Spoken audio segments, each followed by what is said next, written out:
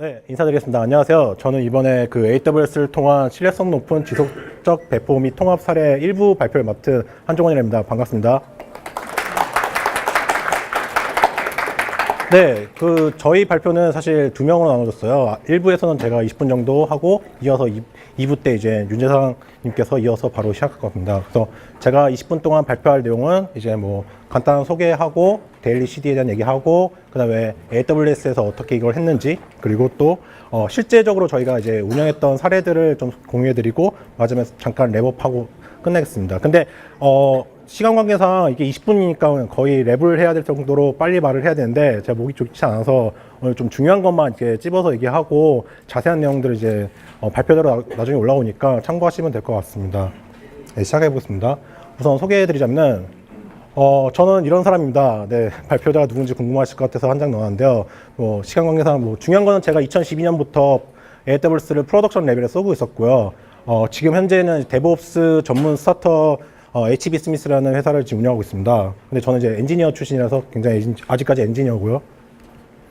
사실 이번 발표는 제가 작년에 그 파이콘에서 되게 제목 길죠. 다시 안 읽을게요. 그때 당시 이제 작년 파이콘에서 제일 긴 제목을 갖고 있었는데 제가 석사 논문 때 이제 박사님들이나 부르는 분들이 제목 길면 들을 게 없다고 하셨는데 되게 부끄럽네요. 하여튼 작년에 발표했던 내용은 이제 파이썬에서 발표했기 때문에 파이썬이랑 그리고 AWS 클라우드랑 이제 같이 발표를 했었는데 오늘은 네, 파이썬은 이제 제껴놓고 AWS에 대해서 좀 집중적으로 얘기를 할 겁니다. 제가 여기서 말씀드릴 건 그렇게 세 가지 질문에 대해서 말씀드리겠습니다. 데일리 CD라는 게 무엇이고 그리고 이걸 왜 제가 이제 집중하게 됐는지 그리고 두 번째는 이제 왜 이걸 하는데 AWS를 선택하게 됐는지 그리고 마지막으로는 AWS에도 많은 컴포넌트들이 있는데 제가 왜 하필 굳이 엘라스틱 빈스토크를 선택했는지를 이제 말씀드리겠습니다. 먼저 데일리 CD로 제가 집중하게 된 이야기를 해드리겠습니다. 먼저 컨티뉴어스 디플로이먼트에 대해서 정의를 이제 혹시 모르신 분들을 위해서 한 장 만들어 봤는데요. 밑에 그림 보시면은 여기 다 개발자분들 계시니까 아마 이 무한 루프를 이루고 계시겠죠. 개발하고 테스트하고 패키징하고 배포하고 물론 이제 여기 보면은 운영도 있고 이런 것들이 있는데 컨티뉴어스 디플로이먼트라는 거는 이제 CI 하신 분들 많죠. 컨티뉴어스 인티그레이션이라고 해서 젠킨스나 이런 것들 쓰신 분들 많은데 그것보다 이제 더 범위가 넓은 건데 코드를 개발하고 테스트하고 패키징한 다음에 마지막에 최종적으로 마켓에다 릴리즈, 그러니까 예를 들면 앱이면은 릴리즈하는 거고 서버면은 이제 서버 패치를 하는 거겠죠. 그런 것들을 끝까지 다 자동화시키는 걸 이제 컨티뉴어스 디플로이먼트라고 합니다. 이제 줄여서 이제 CD라고 부를게요. 너무 발음이 기니까. 그럼 이제 데일리 CD는 무엇이냐? 그냥 뭐 이걸 매일매일 이제 한다는 거죠. 네, 매일매일 이제 CD를 하겠다는데 이걸 실제로 해보신 분들은 알겠지만 이게 쉽게 적용 가능한 분야가 있고 적용이 불가능한 분야가 있습니다. 이걸 가릴 수 있는 기준은 퍼머먼트한 데이터를 얼마나 서버에 저장을 하느냐에 따라서 달라지는데요. 예를 들면은 이제 뭐 데이터베이스나 스토리지 같은 거는 이제 그 안쪽에 데이터들이 날아가면 안 되잖아요. 굉장히 이제 영구적으로 저장해야 될 것들이 많은데 이런 애들은 매일매일 뭔가 뒤에 뭐 컨티뉴어스 디플로이먼트 하면은 할 수는 있겠지만 굉장히 좀 힘든겠죠. 기존의 데이터를 유지하면서 해야 되니까. 근데 그렇지 않고 비동기 작업을 하는 워커나 아니면 API 서버 같이 연산을 주로 하고 지속적으로 이제 저장해야 되는 데이터는 별로 없는 그런 서버 티어들 같은 경우에는 이런 데일리 CD가 적용하기 좀 쉽습니다.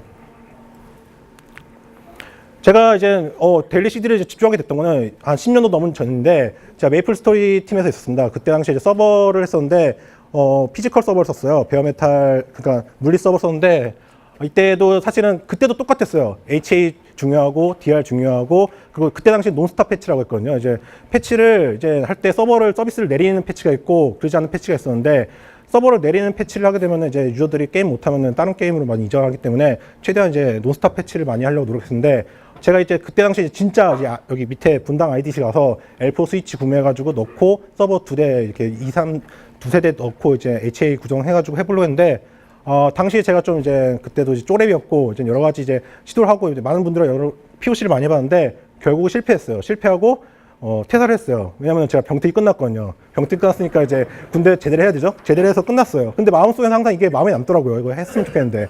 그래서 대학원 가서 이제 석사 마치고 나서 바로 이제 또 이제 스타트업을 했는데, 당시에 이제 같이 그전 직장 동료도 계신데, 그때 지금 제가 클라우드 전문 업체를 만들겠다는 선배를 만나가지고 같이 해보자 해서 처음으로 AWS를 만났습니다. 이때 2012년도에 처음 만났고, 그때 이 기업은 이제 오픈스택으로 AWS 같은 걸 만들어 보자 하는 거대한 꿈을 안고 시작을 했는데, 오픈스택 하신 분들 여기 아마 계시겠지만 굉장히 어렵다는 걸 아실 거예요. 저희가 스타트업이 하기는 굉장히 좀 힘들었고, 저희가 좀 엑시트하고 2016년 작년에 이제 데브옵 스타트업이라고 다시 조그맣게 시작을 했습니다. 제가 10년 동안 계속 데브옵스 분야에서 굴렀어요. 지금 뭐 대표로 역할을 하고 있지만 10년 동안 느꼈던 거는 뭐 이런 것들이 있더라고요. 자동화는 언제나 승리하더라고요. 이 자동화 맨 처음에 하려면 사람들이 막 이거 왜 바빠 죽겠는데 이런 거 하냐 하는데, 자동화 하면은 나중에 6개월 뭐 1년 지나면은 무조건 자동화 팀이 이깁니다. 그리고 세 번째 3R이라고 해가지고 뭐 재현 가능하고 반복 가능하고 신뢰할 수 있는 그런 상태를 추구해야 되고, 그리고 물리 머신이든 가상 머신이든 간에 오래되면 맛이 가요. EC2도 오래 하면 맛이 가더라고요. 그래서 오래 돌리는 게 별로 안 좋다는 걸, 여기서 말한 오래 한 건 1년, 2년을 말한 건데, 지금 저는 생각할 때 3개월 이상 돌리는 것도 그렇게 추천하지 않아요. 그리고 마지막으로 서버 리부트한 지 같은 오래된 서버일수록 굉장히 문제를 많이 일으킵니다. 여러분 갑자기 한 달 만에 서버 리부트했을 때 제대로 안 뜨는 경우 많이 겪어봤죠. 동일하시네요. 네. 그래서 제가 꿨던 꿈은 그렇습니다. 메이플 스토리에서 이제 했던 꿈은 이제 패치를 서비스 스탑 없이 할 수 있는 서버, 그리고 또 HA랑 DR이 잘 되는 그런 서버, 그리고 항상 깨끗한 서버. 이 서버가 오래되면은 안에 여러 명들이 손을 타면은 임시 파일 같은 것들이 있고 막 알 수 없는 계정들 있잖아요. 윈도우든 리눅스든 간에 막 이거 도대체 계정 누가 만든 거야? 막 이름 이상한 계정들이 있는데 누군지 몰라요. 나중에 찾아보면은 퇴사한 사람이 만들어 놓은 거예요. 그래서 결국에 제가 하는 이제 목표는 이겁니다. 그래서 서버를 차라리 그냥 매일매일 새로 띄우자. 그냥 하루 사이 서버를 만들자. 서버의 러닝 타임을 24시간으로 계속 한번 해보자. 그래서 계속 뛰는데, 이거는 사실 버추얼 머신, 그러니까 클라우드 시스템을 만나면서 제가 이렇게 하면 어떨까라는 생각을 했었고, 사실 여기는 장표는 안 나는데 그 파이컨 1회에서 펜시닷컴의 엔지니어 오셨는데 그분이 얘기를 하시더라고요. 자기들은 서버를 하루에 2번씩 갈아치운대요. 그래서 그걸 보고서 해봐야겠다 생각 들었습니다.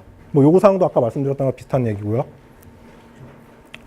그러면 제가 이제 AWS를 왜 선택했는지, 뭐 데일리 CD는 뭔지 알겠고, 뭐 아직 좀 감이 안 오시는 분도 있겠지만 제가 이거에 대해서 굉장히 뭔가 해보겠다고 굉장히 좀 열망하고 있었는데, 굳이 왜 AWS 선택했느냐.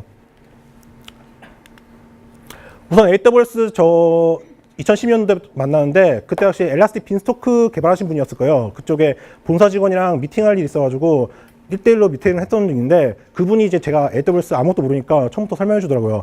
EC2 서버가 아니라 EC2 인스턴스다. 무슨 말이냐면 이거는 소프트웨어이기 때문에 물리머신하고 다르다. 물리머신은 예를 들면 6개월이나 1년이나 이렇게 계속 돌리지만, 인스턴스는 소프트웨어이기 때문에 이거 버그 있다.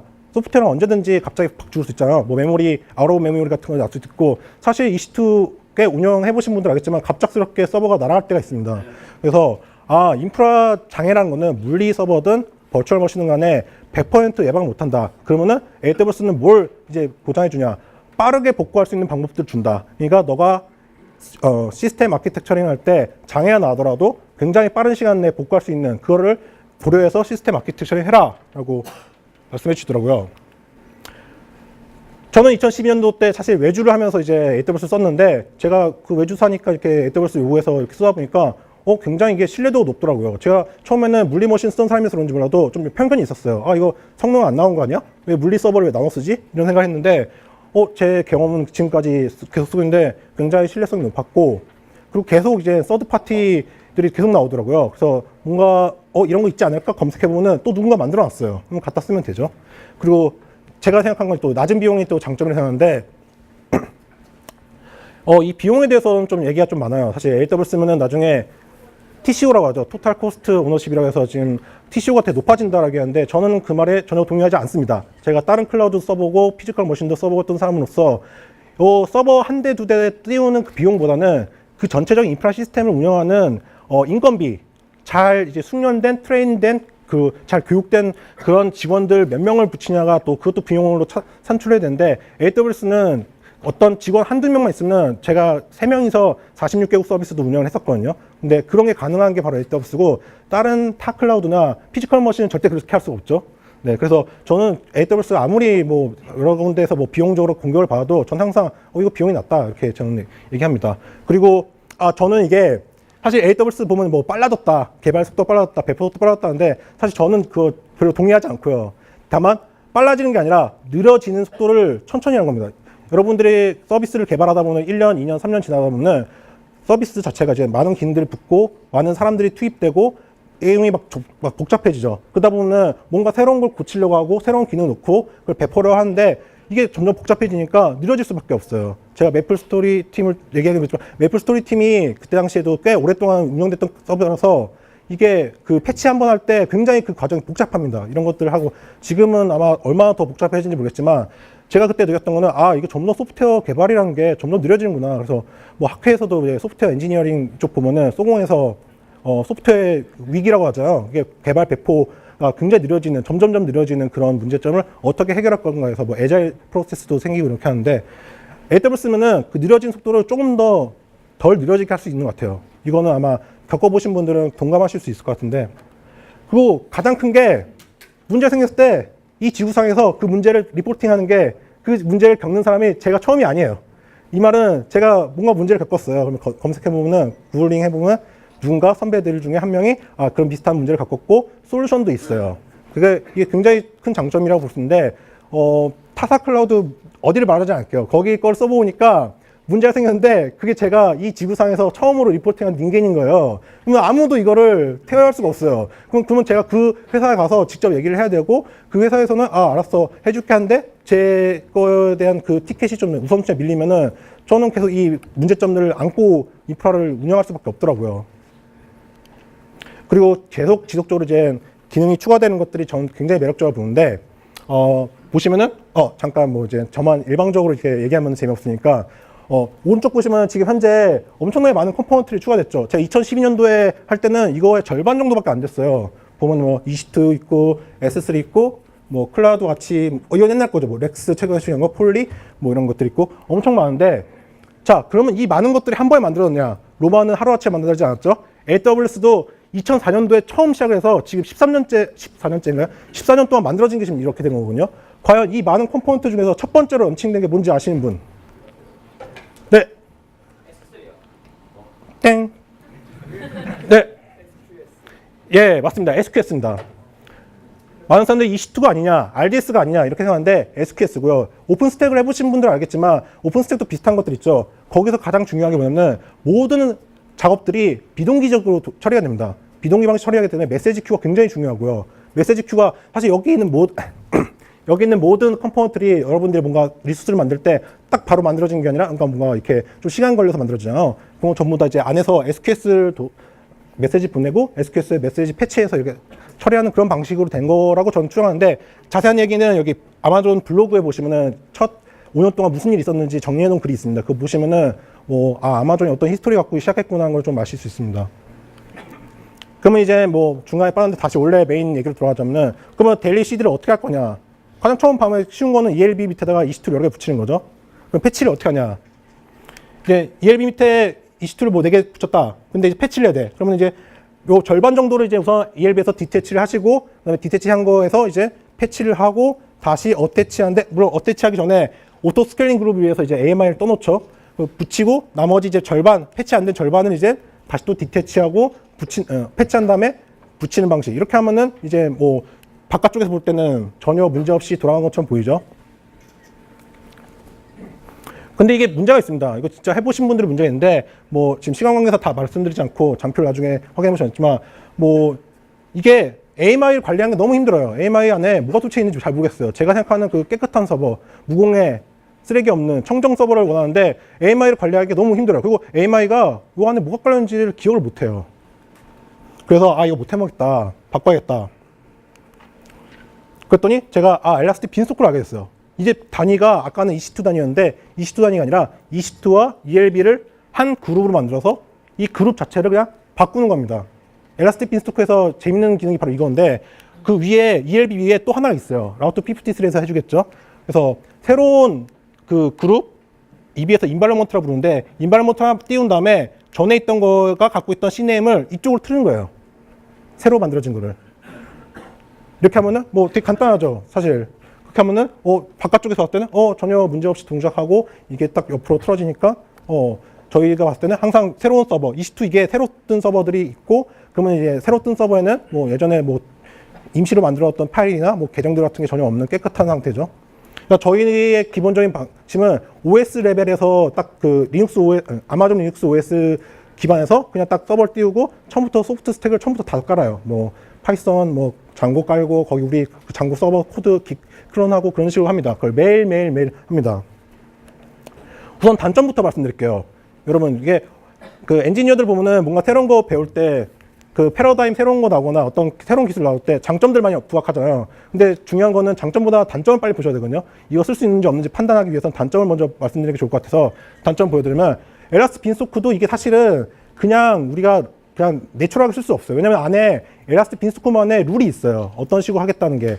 그런 룰을 좀 잘 알고 하셔야 되는데, 이게 그것 때문에 굳이 이걸 배워야 되나 싶은 생각이 들 수도 있어요. 그리고 이제 뭐 여러 가지 있는데 엘라스틱 빈소크가 이게 파스기 때문에 기본 설정을 튜닝할 수 있는데, 이거를 너무 격하게 튜닝하면은 갑자기 알 수 없는 문제가 발생되더라고요. 그래서 되도록이면 EB의 기본 설정을 그냥 존중하는 형식으로 가시고요. 네.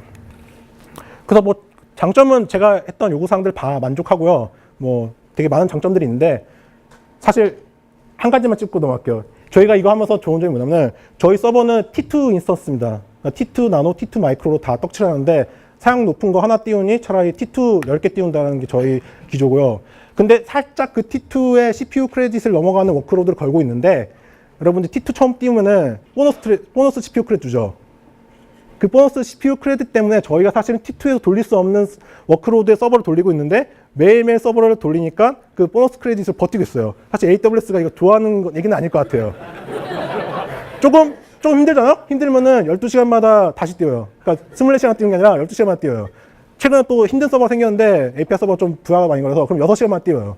이렇게 계속 이렇게 짧게 쪼개서 이렇게 보너스 크레딧을 짝짝짝 끌어다 쓰고 있습니다. 네, 저희는 스타트업이고요. 돈이 항상 부족합니다. 네, 운영 사례를 말씀드릴게요. 첫 번째 사례는 저희가 이제 원래 데일리 CD를 하던 팀이었는데, 도쿄 리전 쓰고 있었어요. 근데 서울 리전을 옮기고 싶었는데, 열리자마자 저희가 바로 그냥, 사실 데이터베이스나 스토리지 아까 데일리 CD 하기 힘들다고 했죠. 매뉴얼하게 그냥 옮겼고, 나머지 그 API 서버나 워커 서버는 그냥 타겟을, 오늘부터는 이제, 데일리 CD 한 곳을 도쿄가 아니라 서울 리전 하겠다 하면 딱 바로 뜨거든요. 그런 식으로 할 수 있습니다. 약 1년 동안 운영을 했고요. 지금 현재도 운영하고 있는 회사인데, 여기는 저희가 현재 이름은 밝히지 않고 있는데, 지금 굉장히 좀 트래픽이 나오는 서비스인데, 다른 클라우드를 쓰고 있어요. 거기 다른 클라우드 쓰고 있었는데, 그쪽에 이제 그쪽 클라우드의 문제상 이제 VM 하나에다가 오리온 설치하고 있었어요. 데이터베이스, 뭐 스토리지, API, 웹프론트 다 그쪽 설치하고 있었는데, 저희가 그걸 이제 코드 분석하고 티어 다 쪼개고 AWS로 옮겼어요.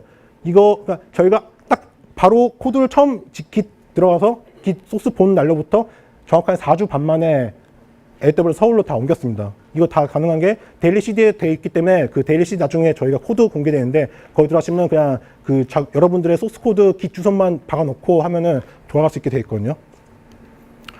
마지막은 뭐 저희 사례입니다. 저희가 지금 아까 말씀드렸듯이 모든 그 인프라들 다 AWS 돌리고 있고, 그리고 매일매일 서버를 갈아치고 있습니다. 그리고 조금씩 뭐 부하가 많이 걸린 거는 뭐 더 자주 다시 띄우기도 하고요.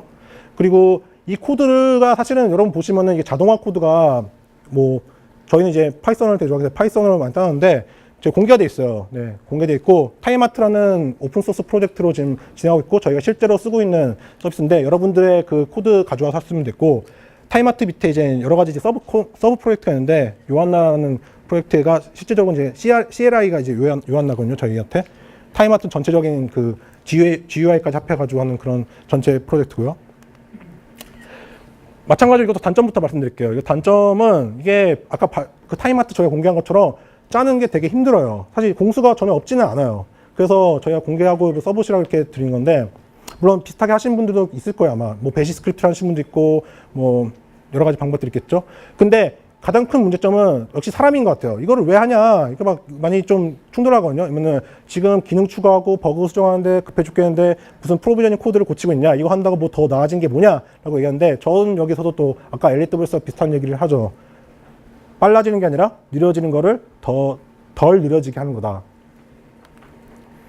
네, 오늘 1부 이어서 바로 2부 발표할 건데 1부 발표는 이제 내용은 이제 데일리 CD라는 게 무엇이고 제가 어떻게 이거에 대해서 관심을 갖게 됐고 그리고 왜 이거를 AWS에서 했는지 그리고 AWS 일라스틱 빈스토크에서 했는지를 설명해 드렸고 그리고 실제 운영 사례를 말씀드리면서 단점을 먼저 말씀드렸는데 뭐 장점은 워낙에 많으니까 뭐 단점을 보시고 만약 적용할 수 있을 것 같다 싶으신 분들은 한번 해보시면 어떨까 싶습니다. 콜투 액션은 일라스틱 빈스토크 이제 바로 시작할 수 있는 오피셜 문서 보시고 하면 되고 저희가 이제 제가 작년에 발표했던 거는 실제로 라이브 데모도 했어요. 파이썬 코리아에서 그거 보시면 되고 그리고 컨트리뷰터 타임아트 컨트리뷰터 하시고 싶으시면 PR 보내시면은 저희 검토해서 같이 하면 좋을 것 같고요. 혹시 다른 AWS 아닌 다른 클라우드 쓰시거나 피지컬 머신 쓰시거나 아니면은 뭐 엘라스틱 빈스토크 쓰고 싶은데 너무 어렵다 좀 도움이었으면 좋겠다 하면은 저희한테 문의 주시면은 저희가 도와드리도록 하겠습니다. 네, 그리고 혹시나 지금 사진 못 잡거나 뭐 힘드시면 저 뒤에 명함 있으니까 명함 가져와서 저한테 연락 주시면 됩니다. 바로 이어서 2부 시작하겠습니다. 예, 안녕하세요. 예, 저는 한종원 대표랑 같이 이제 HB 스미스라는 데브옵스 스타트업을 하고 있는 윤재상이라고 합니다. 예, 이어서 2부 시작하겠습니다.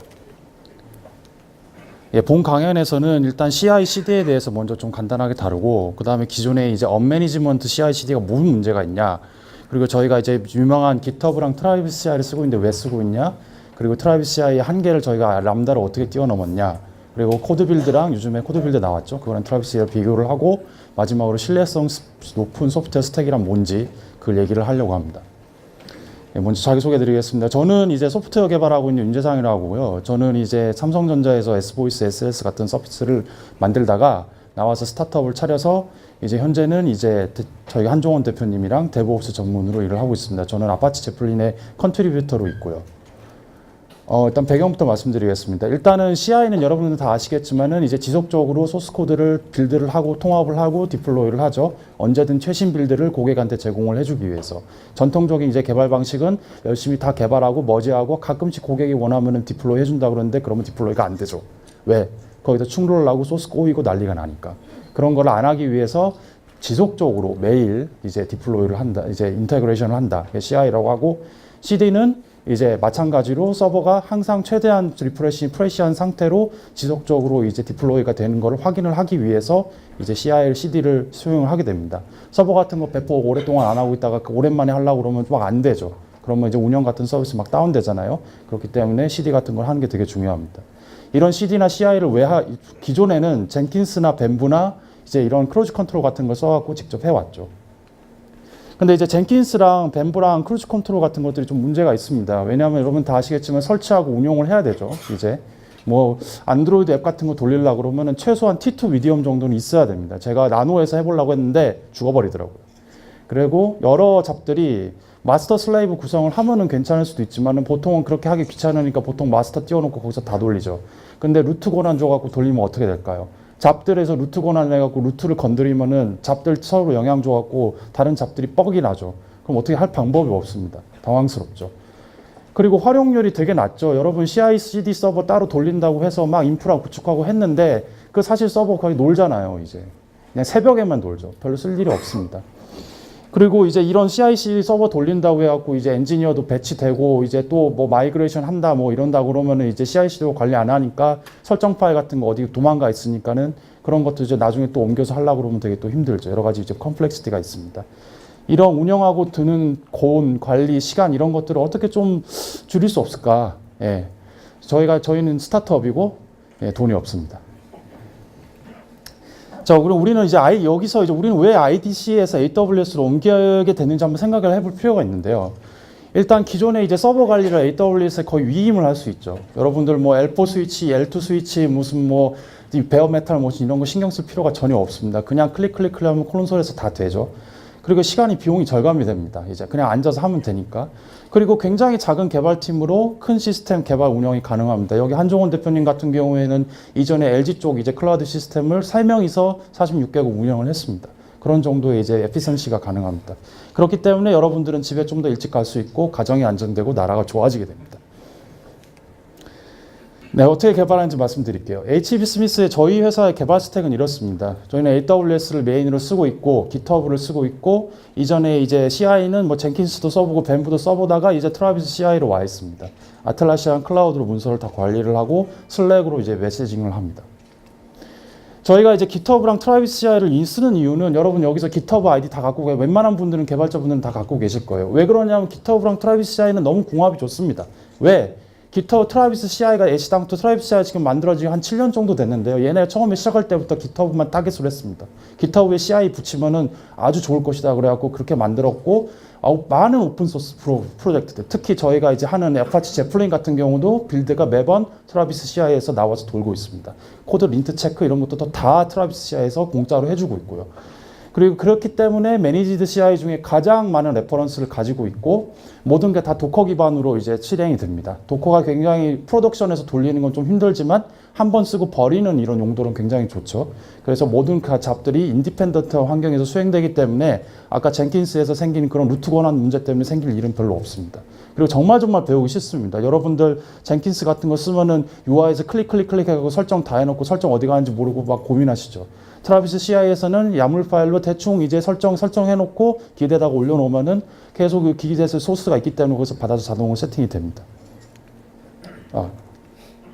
저희가 이제 그리고 트라비스 CI 굉장히 좋은 이제 인테그레이션이 제가 지금 정말 좋아하는 기능인데, 이게 뭐냐면은 이제 스테이터스 체크라는 게 있습니다. GitHub의 스테이터스 체크라는 기능인데, 이게 뭐냐면은 여러분들이 풀 리퀘스트를 보내거나 코드를 커밋을 하시면 이 코드가 남이 짠 코드 같은 경우에는 이게 제대로 이제 린트가 돌고 빌드가 되고 이런 것들이 문제가 없는지 다 체크하는 프로세스를 풀 리퀘스트 그 프로세스에 다 이제 강제시켜서 걸 수 있습니다. 이게 뭘 의미하냐면은 여러분들이 팀으로 작업할 때 남의 소스 코드가 더럽게 짜서 문제가 생기거나 아니면 머지가 안 되거나 뭔가 그런 문제들이 나중에 생기는 걸 미연에 방지할 수 있습니다. 풀리퀘스트 보낼 때 트라비스 CI가 풀리퀘스트를 감지를 해서 다 빌드를 다 확인을 해주고 린트 체크해주고 마지막에 문제가 생기면 저렇게 빨갛게 딱 뜹니다. 그러면서 야 이건 머지 하면 안 돼 딱 알려줍니다. 슬랙으로 빡 메시지가 가고요. 그러면은 여러분들이 굉장히 중요하게 생각하는 마스터 빌드에 남들의 쓰레기 코드가 안 가게 만들 수 있습니다. 자, 근데 이 트라비스 CI가 굉장히 좋은데 이제 문제가 있어요. 뭔 문제가 있냐면 이게 잡 기반이 아니라 저장소 기반으로 되어 있어요. 그러니까 GUI에서 할 수 있는 것도 거의 없어요. 젠킨스 들어가 보면 GUI에서 옵션이 엄청 많죠. 트라비스 CI 가서 딱 제가 딱 켰을 때 시작했을 때 놀랐던 게 그겁니다. 뭐 기능이 없어. 이제 뭐 어떻게 하라고. 근데 그리고 심지어 정말로 중요해 보이는 기능이 좀 아직 베타 상태입니다. 예를 들어서 크론잡 같은 경우에는 베타 상황이고요. 2017년 4월 아직도 저것도 지금 베타라고 피처라고 떠 있습니다. 그리고 크론잡이라고 하는데 크론 익스프레션을 지원을 안 합니다. 예. 이거 왜 되게 말이 많아요. 왜 익스프레션 지원 안 하냐 했더니 자기들도 돈이 없다. 자기도 스타트업이니까. 네, 뭐 그런 이제 GitHub 로그 찾아보시면 진짜 있습니다. 예. 그래서 저는 이제 이게 너무 답답해서 이게 너무 좋은데 내가 원하는 기능이 없어. 이거 어떻게 극복할 수 있을까? 그래서 저는 람다를 해서 착안을 했습니다. 여러분 람다 다 아시겠지만 람다는 크론 익스프레션을 지원을 하잖아요. 클라우드 와치에서 인보케이션을 해서 크론 익스프레션 지원을 하는데 그래 람다를 이용해서 트라비스 CI를 한번 제어를 해보자 그래갖고 한 잡에 한 람다로 하고 람다의 크론 익스프레션을 써서 트라비스 CI의 빌드 API를 호출을 할 수 있도록 만들었습니다. 이제 뭐 저장소 이제 트라비스 CI 설정은 최소로만 하고 빌드 API가 뭐냐면은 트라비스 CI가 이제 뭐 빌드 보통 하면은 소스 커밋하면 저장소에 물려 있으니까 예를 들어서 매 빌드마다 뭔가 설정들을 조금씩 달리해갖고 돌리고 싶은데 그게 안 됩니다. 근데 빌드 API라는 걸 사용을 하면은 기존에 있는 트라비스 CI에 숨겨져 있는 설정들이나 그런 것들을 오버라이드 해갖고 주입해서 실행할 수 있습니다. 그러니까는 트라비스 CI가 컨셉 자체가 저장소 기반으로 만들어져 있던 거를 젠킨스처럼 잡 기반으로 바꿀 수 있습니다. 그리고 이런 것들은 모두 다 파이썬 스크립트로 제한 가능하도록 제가 이제 프로비저닝 레디를 시켜놨고요. 그래서 구성을 이렇게 해놨습니다. 일단은 AWS 계정 2개를 사용을 합니다. 저희는 이제 CI 계정은 따로 이렇게 구성을 했고 한 상태거든요. 루트 계정이 있죠. 그래서 루트 계정에서 이제 잡들을 등록을 하고 그 람다들을 등록하고 그 람다들이 크론 익스프레션을 통해서 트라비스 CI한테 각각의 빌드 설정에 맞는 오버라이드들을 보내갖고 트라비스 CI가 그걸 받아서 그거를 저희의 운영 계정이나 아니면 다른 개발 계정 쪽에 일라스틱 빈스토크에 인보케이션을 합니다. 지금 한 대표님이 아까 말씀하셨던 그거와 연결이 되는데 한 대표님이 CI/CD를 매일 갈아친다고 하는데 그걸 손으로 하냐? 아닙니다. 저 이걸로 합니다. 그냥 해놓고 다 그냥 가만히 둡니다. 그럼 알아서 다 돕니다. 이렇게 이제 람다들 쭈루루 만들어서 구성을 다 잡 기반으로 이제 뭐 우리 서버 만들고 서버 부수고 서버 패치하고 서버에 오래된 서버 지우고 뭐 이런 것들을 다 이제 잡 기반으로 만들고 그것들을 이제 크론 잡에다 연결을 시켜 놓습니다. 이거는 제가 수동으로 안 했고 다 이제 CLI 해갖고 자동으로 스크립트화 했습니다. 그래서 이렇게 하면은 여기 보시면은 좀 흐려서 잘 안 보이시겠지만은 저기 UUID가 잡 이름 뒤에 붙어 있습니다. 여러분 람다 써보신 분 알겠지만은 람다는 하나 뜰 때마다 고유의 UUID가 있습니다. 디버깅 하려면 그 UUID 따라가서 추적을 해야 됩니다. 예, 그래서 저렇게 다 붙어 있고 마치 트라비스 CI를 진짜 젠킨스나 그런 것처럼 사용을 해서 실행을 하게 됩니다. 자, 이제 이게 무슨 의미가 있냐, 뭔 결과가 있냐, 무슨 의미가 있냐, 이제 저는 이렇게 말씀드리고 싶습니다. 일단은 최신 스택을 여러분들이 이제 항상 그게 중요하죠. 옛날 스택들을 가지고 있으면은 이걸 언젠가는 최신 스택을 업데이트를 시켜줘야 되는데 그게 되게 힘들잖아요. 이제 그래서 항상 개발자들은 꾸준히 최신 스택으로 안정화가 되면 최신 스택이 안정화되면 그걸 업데이트하는 것들을 좀 꾸준히 해줘야 됩니다. 그런 거는 오퍼레이션 쪽 일이죠. 그리고 이제 이런 최신 스택을 활용을 하면서 신뢰성 높은 CI/CD를 만들게 됩니다. 왜 신뢰성이 높느냐? 기존의 젠킨스나 뱀부 이런 것들은 보시면 알시겠지만은 전부 다 이제 직접 설치하고 직접 구성하고 직접 돌리고 그런 식으로 돼 있잖아요. 그리고 저희 개발자나 팀에 직접 관리를 해줘야 되죠. 하지만 트라비스 CI 매니지드입니다. AWS 람다 매니지드입니다. 매니지드 붙이면 뭐겠죠? 매니지드가 되겠죠. 그렇기 때문에 신뢰성이 굉장히 높을 수밖에 없습니다. 그래서 람다나 트라비스 CI가 장애가 생기진 한다면 멈출 일이 없어요. 멈출 일이 없습니다. 장애가 생겨도 이쪽 AWS 팀이랑 트라비스 CI 팀에서 바쁘지 저희가 바쁠 일 없습니다. 그냥 기다리면 됩니다. 지들이 빨리 붙고 합니다. 그리고 iOS 트라비스 CI가 이건 제가 코드 빌드 뒤에서도 말씀드리기가 좀 아쉬운 게 코드 빌드한테 아쉬운 게 트라비스 CI는 iOS 빌드가 됩니다. 항상 그 사람들 그런 얘기 해야죠. 야 iOS IPA를 빌드를 하고 싶은데 CI 어떻게 돌리냐? 그럼 사람들 다 자기 노트북에서 맥북에서 돌려갖고 사람 배포를 하죠. 예. 근데 안드로이드는 그냥 CI 돌리면 되잖아요. 이제. 그래서 트라비스 CI에서는 iOS를 빌드를 할 수 있습니다. 왜냐하면 얘네가 자체적으로 iOS 엑스코드 서버 인프스트럭처가 있습니다. 그래서 코드 빌드에서는 아직 그게 미지원돼서 저는 좀 아깝게 생각을 하고요. 앞으로 되겠죠. 그리고 문제가 생기면 슬랙으로 바로 노티피케이션이 바로 옵니다. 슬랙 설정할 때도 젠킨스에 설정하려면 플러그인 깔고 설정해야 되잖아요. 슬랙에 트라비스 CI에서 슬랙 설정 되게 쉽습니다. 그냥 설정 파일에다가 제 슬랙 방에 있는 그냥 그 토큰만 넣어주면 끝납니다. 그래서 저희가 2016년 10월 셋업을 처음 이걸 해서 6개월 동안 저희뿐만 아니라 저희 고객사들한테 돌려갖고 3,000 빌드, 지금 한 3,000, 4,000 빌드 이상 됐는데 이동안 거의 중단 및 장애가 없었습니다. 그냥 다 깨끗하게 돌고 문제가 있더라도 저희가 휴먼 에러이거나 아니면 트라비스 CI가 돈이 없어서 인스턴스가 없어서 늦게 실행되거나 이런 것들이 있었습니다. 그거 금방 붙고 됩니다 또. 그리고 트라비스 CI 발생 시 이런 문제들이 생기면은 얘네들이 미안해 내가 빨리 복구해 줄게 그래서 열심히 대응을 합니다. 그럼 제가 손댈 게 없죠. 람다 장애 전 생기는 거 별로 못 봤습니다. 제가 코드 잘못 짜는 이상은.